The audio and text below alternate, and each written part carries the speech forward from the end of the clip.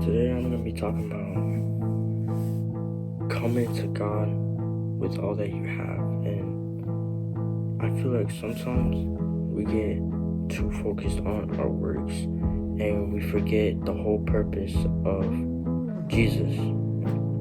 And something that I want to talk about is how God doesn't look for what we have or what we bring, but it's about if we will love Him the way He loves us. And in Luke chapter 9, it talks about how He fed the 5,000 people. And in that story, it talks about how the disciples came back from preaching and healing. And Him and His disciples went to a secluded place to get away from everyone, but some crowds ended up following Him, and instead of chasing them away, He welcomed them. And as a person, when you're tired, you don't want to be around people, you just want to be left alone in peace, right? But Jesus, I'll read straight from the source actually. Luke chapter 9 verse 11. But the crowds learned about it and followed Him. He welcomed them and spoke to them about the kingdom of God and healed those who needed healing. Now, just looking at it, it might not seem like much, but if you pay attention to the close details, then it's going to make a lot more sense, because it says He welcomed them. And now normally, Jesus was a person, right? And as a person, when I'm tired, I normally would not even want to be around anyone. I just want to be by myself, get some rest. But even Jesus, He must have been so tired. He must have had all the reasons, yet He didn't chase them away. He welcomed them with open arms. And not only that, He gave them what they wanted and what they came for, and gave them even more. He gave them their spiritual needs and their physical needs. And just from that verse, you can see how much He loves and has compassion for us humans in general.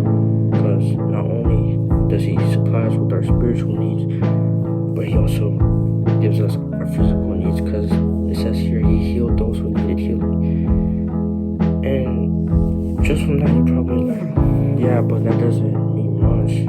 But if you go further down, it talks about how they only have 2 fishes and 5 loaves of bread. And the disciples are like, we have no food. And Jesus is like, what do you have? He asked, what do you have? And all the disciples were probably like, we have 5 loaves, 2 fish. What is He going to do with that? What could this possibly do for Jesus, right? But even despite that, they bring the little that they had. It says in verse 16, taking the 5 loaves and the 2 fish and looking up to heaven, He gave thanks and broke them. Then He gave them to the disciples and distribute to the people. In this verse, it talks about Jesus taking the 5 loaves and the 2 fish that the disciples handed over to Him. And now, He didn't turn it down. He wasn't like, this is too little, it's not going to work for me.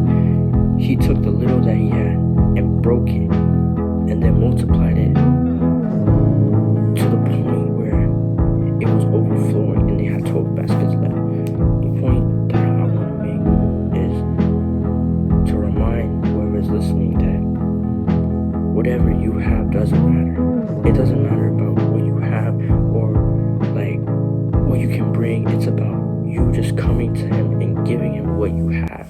Even the little that you have, even your guilt, your shame, your addictions, the trauma, the anxiety, the depression, anything that you have, just bring it to Him and He'll turn it into something bigger and greater and just more than you could ever imagine. He'll turn the broken pieces into overflowing of blessings. He'll turn it into something greater that no person would ever imagine. But what we have to do is just bring it to Him with all our hearts, not holding anything back from Him.